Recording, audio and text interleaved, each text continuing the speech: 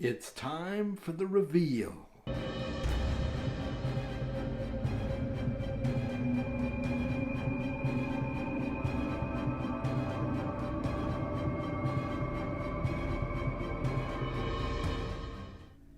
So the thing I'm revealing is actually just this. That's right. It's gone, and I feel so much better. Actually, that's not what I'm revealing, though. No, that's just, you know. I'm revealing my top 10 books of 2022. And I bet you're super excited to hear what those books are. But before we get to it, like, subscribe, share with your friends, all that good stuff.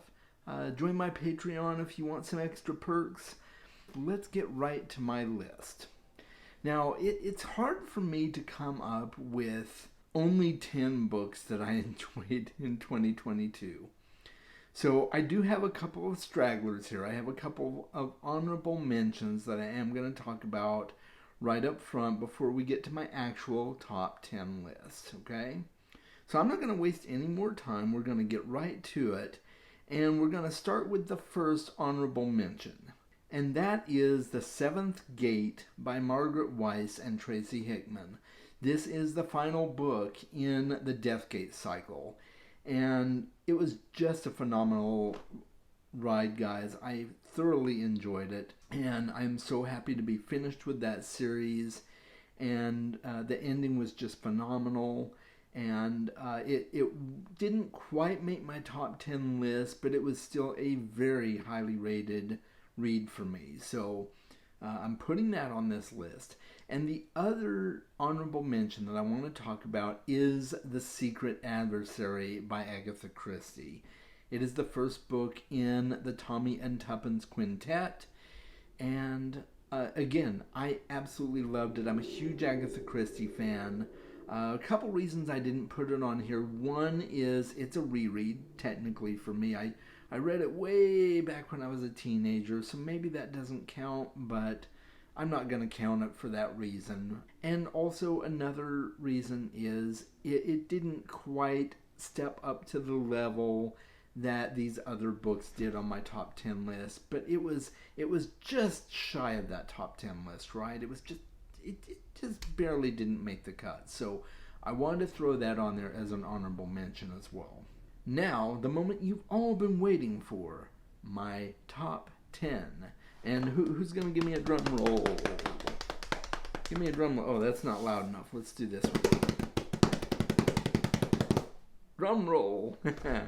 Starting off with number 10. And that is Dark Matter by Blake Crouch. This was the first book I've ever read by Blake Crouch, and I was blown away, guys. I'd heard so many good reviews on it, and it definitely lived up to the hype. So if you've been holding out on reading Blake Crouch, you really need to step up your game and check him out, because it's just a phenomenal story full of time travel, quantum entanglements, really sciencey and really fun. I thought it was an absolute blast. Coming in at number 9, we have Bram Stoker's Dracula. Some of you may have just heard that and are thinking, why is Dracula not higher? To make it on my top 10 list, guys, is really a big deal. And there are just other books that surpass Dracula, but Dracula is a phenomenal read. I absolutely loved it. It was my first time actually reading Dracula. I don't know why I've waited so long, because it was a really, really great read. But it comes in at number 9 because I've got other books that I enjoyed even more than Dracula. Coming in at number 8 is Dune Messiah by Frank Herbert. This is an absolutely brilliant book.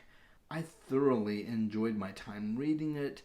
Dune Messiah often gets a lot of flack for being completely different than Dune, and it is in some ways, and in other ways it isn't. It really continues and shows the flip side of what we got in Dune, and it's very heavily political. There's a lot of mischief making behind the scenes, plotting against Muad'Dib and stuff like that, that really makes it a very engaging read. And it's a short read as well, so I highly recommend it. That came in at number 8. Now, number 7 is The Hellbound Heart by Clive Barker. This was my first time ever reading Clive Barker as well, and I have to say, I am very, very impressed. I pretty much want to read everything I can get my hands on by Clive Barker because The Hellbound Heart was just that good. I did read another one of his books, The Thief of Always, this year as well, and it was equally as good. I had never seen the Hellraiser movies before, and I did end up watching the original Hellraiser movie and the brand new one that just came out on Hulu after reading The Hellbound Heart. And the book is still better, guys, but those were entertaining movies. I'm so excited to continue reading Clive Barker.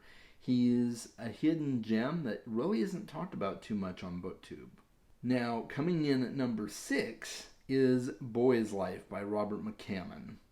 This follows a young boy in the 60s, maybe 70s.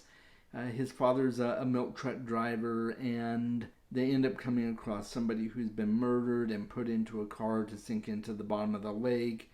Very Norman Bates-ish style. So it's a really great murder mystery. There's some supernatural elements to it, and it's very slice of life, and it has a historical fiction feeling to it in some respects. So I wasn't sure how it would sit with me, but it absolutely blew me away. And it makes me want to read other Robert McCammon books because it is just that good. Coming in at number 5 is Enemy of God by Bernard Cornwell. This is the second book in the Warlord Chronicles. It is an Arthurian retelling.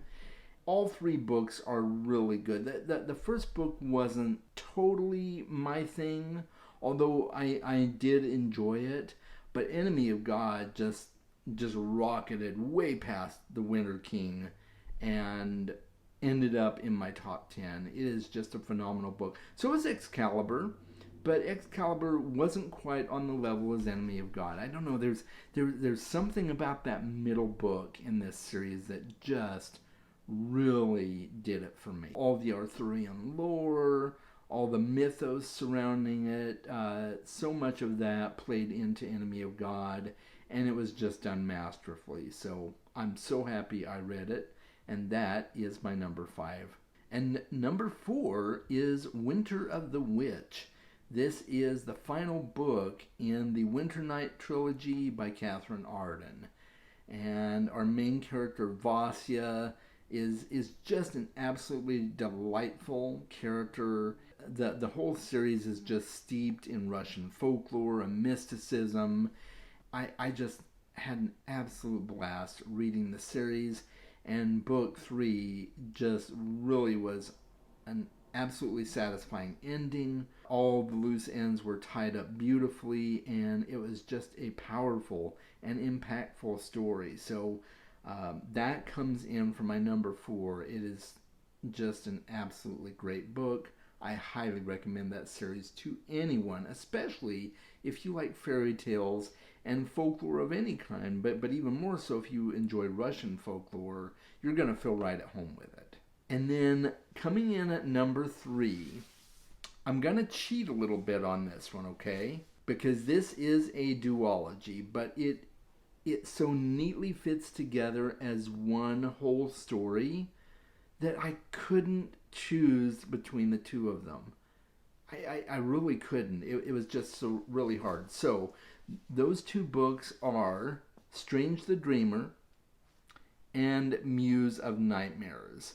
This is a duology, first book and second book, and I was just absolutely floored by how good this story is. It's really unique and different. The magic in it is really cool, and it doesn't follow a lot of the tropes that you see typical fantasy stories do.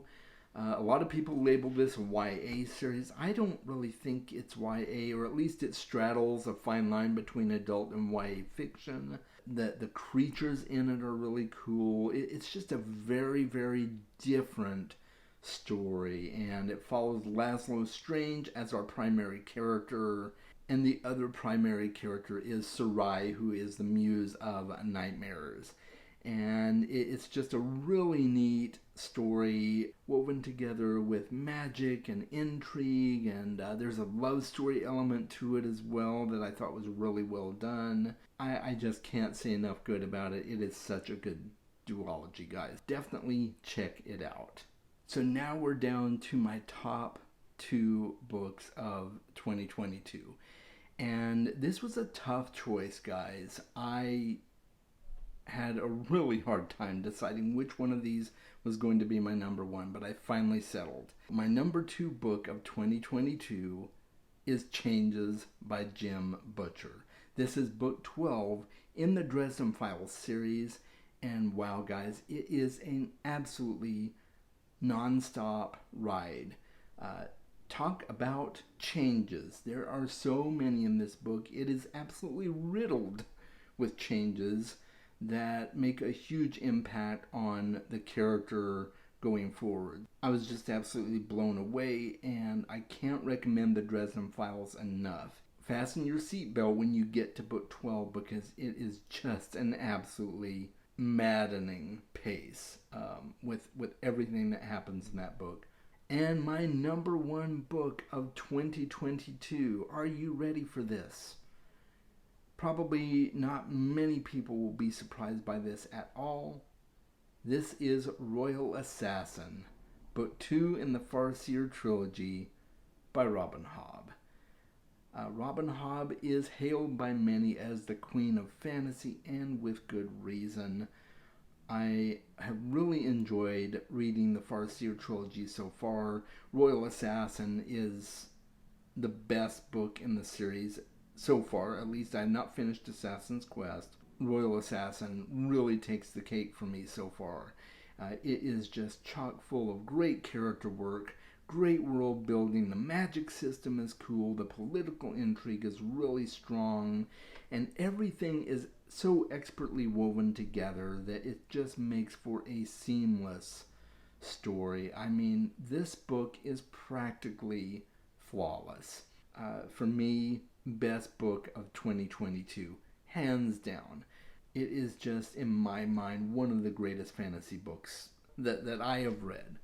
So make sure that you check out Robin Hobb. She's a fantastic writer, and I think you'll have a lot of fun.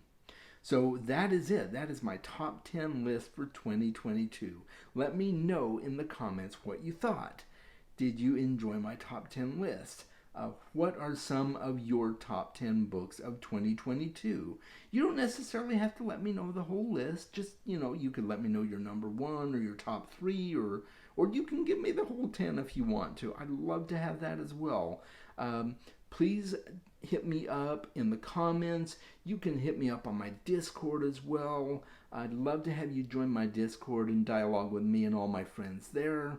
It's a great group of people, and we're slowly growing and getting a lot of good conversation going. So I hope you'll check it out. Until next time, guys, make sure you are reading more books.